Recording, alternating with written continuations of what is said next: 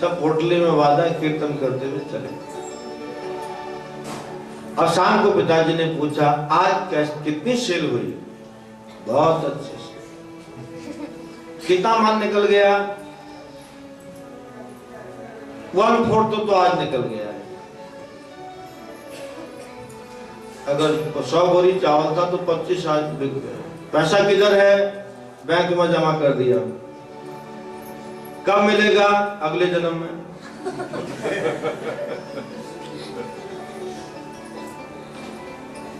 फिर दूसरे दिन दूसरे संतों की टोली आई। बहुत संतों की सेवा करते, हाथ से नहीं देते, कहते दुकान के अंदर घुसो, जिसको जो चाहिए पैक करके ले। दूसरे दिन पिताजी ने पूछा कितना सेल हुआ बेटा? कहा आधी दुकान खाली हो गई है।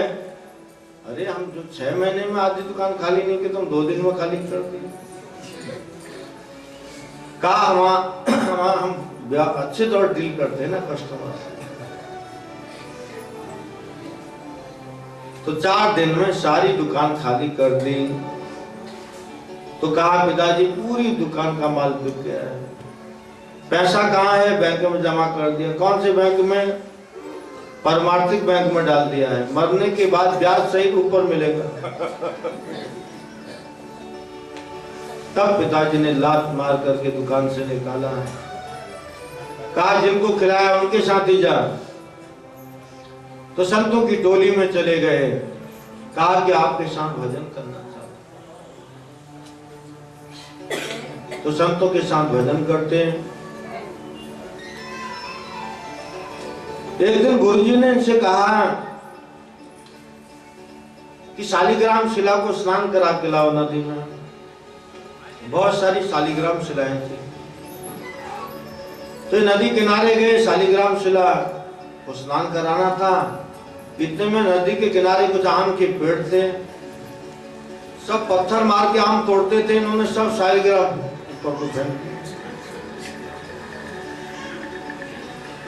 पत्थर की जो शालिग्राम फेंकने लगे। स्नान तो दूर, सब शालिग्राम इन्होंने आम के पेड़ पर फेंके। 2-4 आम झड़े होंगे, खाए। गुरुजी ने कहा शालिग्राम किधर है? कहा सब आम खाने चले गए। अब गुरुजी ने कहा तुम मेरे आश्रम में तब आना जब मेरे शालिग्राम लेके आए।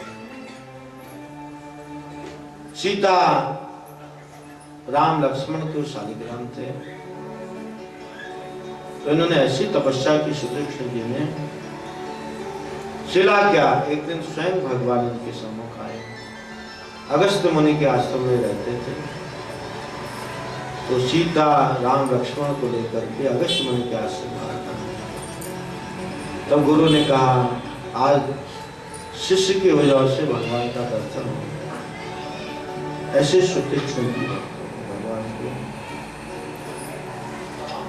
चित्रकूट में भगवान कथा करते हैं। भगवान भी कथा करते हैं, अपनी कथा खुद करते हैं। तो साधु संत लोग जो जंगलों में तपस्या करते हैं वो लोग कथा सुनने के लिए आते हैं। भगवान ने एक दिन सब संतों से कहा तुम लोग कथा में टाइम से आया करो, लेट आते हैं। समय पर आओगे तो हम समय पर कथा कर देंगे। आप भी अपना संध्या वंदन कर सकते हो, मुझे भी करना होता है। एक दिन कहा, दूसरे दिन कहा, तीसरे दिन कहा। संत लोग अपने ही टाइम पर लेट आते थे। एक दिन भगवान ने कहा देखो कल से आपको सबको टाइम पाना पड़ेगा। मैं टाइम कितने बजे कथा शुरू करूँ? तब सब संतों ने मीटिंग बिठाई। भगवान हमसे कहते हैं सत्संग में टाइम से आओ, टाइम से आओ। कैसे टाइम से आए हम? हमारी बीबी नहीं, कुछ नहीं, सब काम खुद करना पड़ता है। अपना कपड़ा खुद धोना है, आश्रम साफ करना है, लकड़ी बीन के लानी है, ठाकुर जी को स्नान कराना, पूजा करना, भोग लगाना, सब खुद करना है। इनका क्या है? सीता पका के दे देती है, लक्ष्मण सब लकड़ी ला के दे देते, खा पी के आश्रम पर भाषण देने बैठ जाए। तो संतों ने कहा अगर कल फिर कहेंगे टाइम से आओ तो तो सब संतों ने कहा हम एक ही डिमांड करेंगे, जैसे आपके पास एक पत्नी है हमारे पास भी होना चाहिए। बिंद के बासी उदासी तपोव्रत धारी महामुनि नारी दुखारे, गौतम तीयतरी तुलसी सुकथा सुनि भय मुनि वृंद सुखारे। वह शिला सब चंद्रमुखी पर से पद मंजुल कंज तिहारे, कीनी बली रघुनायक जो करुणा करी कानल को बहुधारे। इन सब ने दूसरे दिन क्या किया, अगर आज भगवान बोलेंगे कथा में जल्दी आओ तो हम पहले से इधर से एक एक शिला लेके चलते, क्योंकि अहिल्या की कथा इन्होंने सुनी थी, पत्थर का स्पर्श किया तो अहिल्या खड़ी हो गई। और ये सब विंध्याचल पर्वत पर रहते हैं, और विंध्याचल पर्वत पर पारसमणि पत्थर पाया जाता है। और पारसमणि का स्वभाव कैसा है, सोने का स्पर्श करने से लोहे का स्पर्श करने से सोना। पारस परस कुधातु सुहाई, सत सुध रही सत संगत पाई। उन्होंने सब ने पत्थर लिया अपने अपने हिसाब से, जिसको मोटी पत्नी चाहिए थी मोटा पत्थर लिया, जिसको लंबी चाहिए थी लंबा लिया, छोटी चाहिए थी छोटा लिया, जिसको खिटखिट करने वाली चाहिए थी एकदम तीखा लिया। अपने अपनी पसंद के पत्थर इन्होंने उठाए कि स्पर्श होगा तो ऐसी पत्नी हमको मिली। और भगवान ने वही कहा रखो इन शिला पर चलना, कल से एक एक पत्नी हमारे पास होगी, पकाई पुकी रोटी मिलेगी। देखो कथा में टाइम से क्या पहले आ जाएंगे। भगवान को बहुत दुख हुआ, इतने बड़े तपस्वी, लाखों सालों की तपस्या, ये मेरी कथा सुनने के लिए थोड़ी आते हैं, तो मेरी बीवी को देखने के लिए आए, मेरे भाई को देखने की, इनकी नजर में मेरी कथा पर थोड़ी है। भगवान दुखी हुए।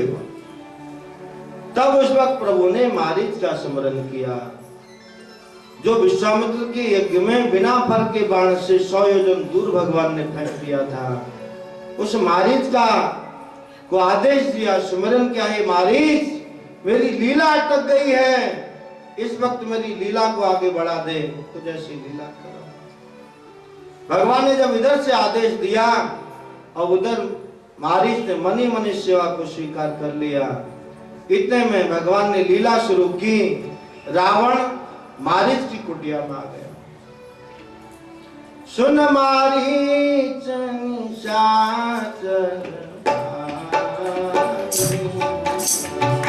सुन मारीच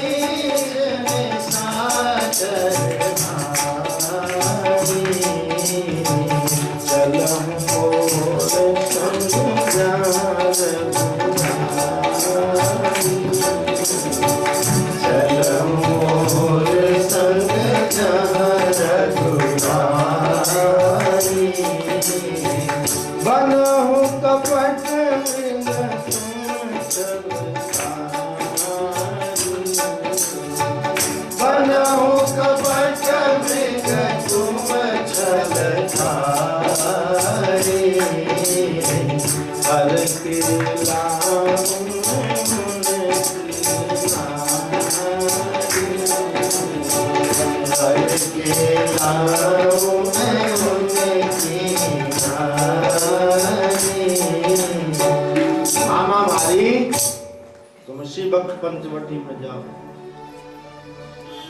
मारीच ने कहा मैं कई साल पहले गया था ताड़िका और स्वभाव के साथ, तो उस बार मैं बच के आ गया था, लेकिन इस बार लगता है कि वापस नहीं आऊंगा। तो उधर से वापस आने की संभावना कम है। रावण ने कहा तुम उधर से भी वापस नहीं आओगे, अगर इधर से नहीं गए तो इधर भी जिंदा नहीं रहोगे। तब मारीच ने विचार किया किधर जाना चाहिए। दोनों ही रौप हैं, रावण भी का नाम भी रौप है, राम का भी रौप, तो कौन से रौप के हाथों मरना अच्छा रहेगा। तो निष्कर्ष निकाला, ये रावण के हाथों मर करके क्या करूंगा, नरक चला जाऊंगा, मरना तो है, ये दोनों तरफ से मौत खड़ी है। इधर से रावण उधर से रघुवर, दोनों तरफ से आई सजा। इधर से रावण उधर से रघुवर, दोनों तरफ से आई सजा। तुम्हारे से विचार किया उधर वाले राव के हाथ में मरना ठीक है, क्योंकि वो भगवान है। तो बनावटी मृग बन करके गए। और कथा आपको मालूम है, सोने का मृग बना। सीता जी ने कहा इसकी खाल लेके आओ भगवान से। अब भगवान ये लीला करना चाहते हैं, भगवान सीता का त्याग करना चाहते हैं। जब उन्होंने देखा कि विंध्याचल के ऋषि दंडकारण्य वन में मेरे भक्तों में सीता को देख करके भक्ति नहीं बढ़ रही है, बल्कि सांसारिक कामनाएं पैदा हो, इससे भगवान ने विचार किया मुझे खुद पहले एक्शन लेना पड़ेगा, तब दूसरे को मैं सिखाऊं। तो मन में विचार किया मैं सीता का त्याग करूं, कुछ लीला आगे को बढ़ाऊं। तो रावण के बहाने, मारीच के बहाने रावण सीता का हरण करके ले गया। असली सीता को नहीं ले गया, नकली सीता है। असली सीता को भगवान ने अग्नि के पास रख दिया, क्योंकि जो साक्षात जगदम्बा है उनका स्पर्श रावण थोड़ी कर सकता। छाया सीता जो नकली सीता है, उसको वो जो लक्ष्मण को भेजती है वो जनक नंदिनी नहीं है, वो नकली सीता है जो लक्ष्मण प्रशंसा ही करती है। जाओ, मुझे लगता है तुम्हारे मन में खोट है। वो कौन सी सीता बोल रही है? जनक राज की पुत्री नहीं बोल रही है, तो छाया सीता कह रही है। और तब लक्ष्मण जी गए, और यही छाया सीता साउथ इंडिया में तो तिरुपति तिरुमाला में भगवान वेंकटेश हैं, उनकी पत्नी पद्मावती बनी जो आज की तारीख में दर्शन। जब भगवान वापिस आए, इसकी अग्नि परीक्षा हुई, तो कहा कि हमारे असली पति कब बनोगी? कहा कि अगली लीला में तिरुपति तिरुमाला में मैं लीला करूंगा, तुम पद्मावती बनेगी। तो कुबेर से ऋण लेकर के पद्मावती से भगवान ब्याह करते हैं, कर्ज चुकाने के लिए ब्याज अभी भी देते हैं। तो भगवान वेंकटेश का आपने एक हाथ देखा होगा, एक हाथ से ले रहे, एक हाथ से दे रहे। तो कुबेर से उस वक्त कर्ज लिया था, पद्मावती से शादी करने के लिए पैसा नहीं, तो इस बार भगवान देते हैं। 1 लाख का बिजनेस करो, तिरुपति में जाके प्रार्थना करो, 2 लाख हो जाएगा, भगवान 50,000 आपको दूंगा, कमीशन एजेंट है। और ठीक टाइम पे पैसा पहुंचा दो, नहीं पहुंचाएंगे झोली चिमटा लेके सब चले जाते। टाइमिंग है फिक्स है। कुछ लोग मंडी में पैसा डाल के, तो यही छाया सीता बनी। और भगवान लक्ष्मण के साथ सीता की खोज कर रहे हैं। सती जी का प्रसंग है, ये प्रसंग भागवत का भी है। दक्ष प्रजापति ने जब नारद जी से कहा मेरे बच्चों को शिक्षा दे दो, तो नारद जी ने कहा तुमने शिक्षा की बात कही है, मैं शिक्षा दूंगा। ऐसी शिक्षा दी कि 10,000 लेके कमंडल पकड़ करके सब सन्यासी हो गए। फिर 1,000 लड़के दिए, कहा इनको अच्छी शिक्षा दे दो। नारद जी ने कहा मैं अच्छी शिक्षा दूंगा। और शिक्षा किसको कहते हैं? जो भगवान को जन्माती है, जो संसार का बोध कराती है, भगवान का बोध कराती है, संसार का ज्ञान कराती है। विद्या ददाति विनयम। तो नारद जी ने उनको भी विद्या पढ़ाई, वो भी सब सन्यासी हो गए, ब्रह्म ज्ञानी हो गए। तब दक्ष प्रजापति ने नारद जी को श्राप दिया, तुम सबका घर बर्बाद कर देगा जैसे मेरा घर बर्बाद कर दिया। इसलिए श्राप दिया, तुम एक घड़ी कहीं ठहर नहीं पाएगा, श्राप इसलिए दिया कि कहीं एक घड़ी ठहरेगा, किसी से बातचीत करोगे, उसकी बुद्धि फेर दोगे, वो घर जाएगा नहीं, सीधे जंगल चला जाएगा। तो ये गाय को दोनों में जितना वक्त लगता है, नारद जी को कभी भूख लगती थी तो कोई किसान की पत्नी गाय दूह रही होती तो आंसुली में दूध पीते थे, उतना टाइम नहीं होता। कभी महीना 2 महीना आराम करना होता तो भगवान कृष्ण की नगरी द्वारिका में चले जाते, क्योंकि भगवान की नगरी में किसी का श्राप प्रवेश नहीं कर सकता, इसलिए वहां जाके भजन करते थे। लेकिन भगवान की बात अच्छी नहीं लगी। नारद जी ने दक्ष प्रजापति की बेटों को गलत मार्ग पर थोड़ी लगाया, उनको गलत व्यसन थोड़ी सिखाया, भगवान की भक्ति सिखाई, अच्छा काम किया ना। प्रजापति ने इसके बावजूद उनको श्राप दिया, इसलिए भगवान दंड देते हैं दक्ष प्रजापति को, लेकिन लाठी से नहीं मारते, बुद्धि फेर। और नारद जी भगवान के अवतार भी हैं 24 अवतारों में, और भगवान के भक्त भी हैं। इस प्रसंग से प्रभु ने बताया, मेरे भक्त के प्रति जो अपराध करता है उसकी सजा मैं तुरंत दूसरे दिन नहीं देता, कुछ समय में देता हूं, और ऐसी देता हूं कि जड़ से उसको उखाड़ देता हूं। कोई आदमी आज असली घी पिए, रात को सुबह पहलवान थोड़ी हो जाएगा, डिसेंट्री भी तो लग सकती है रात को। अब 1 किलो काजू रात को खाओ, सुबह मसल बनो, होगा? नस फूल जाएगी। तो आज का खाया हुआ काजू 15-20 साल बाद लगता है। बचपन में जिन्होंने असली घी खाया है अभी तक हड्डियां मजबूत हैं। घी खाया होगा 30-40 साल पहले, लेकिन वो घी अभी भी काम कर रहा है। इसलिए ये भी अपराध है, छोटे मोटे आदमी के प्रति अपराध करोगे तुरंत सजा मिलती है। किसी के हमने थोड़ा चोरी की, तुरंत पकड़ेगे, तुरंत जेल हो गई, फिर छोटे भी आ गए। लेकिन यही अपराध जब हम किसी भगवान के भक्त के प्रति करते हैं तो चूंकि बड़े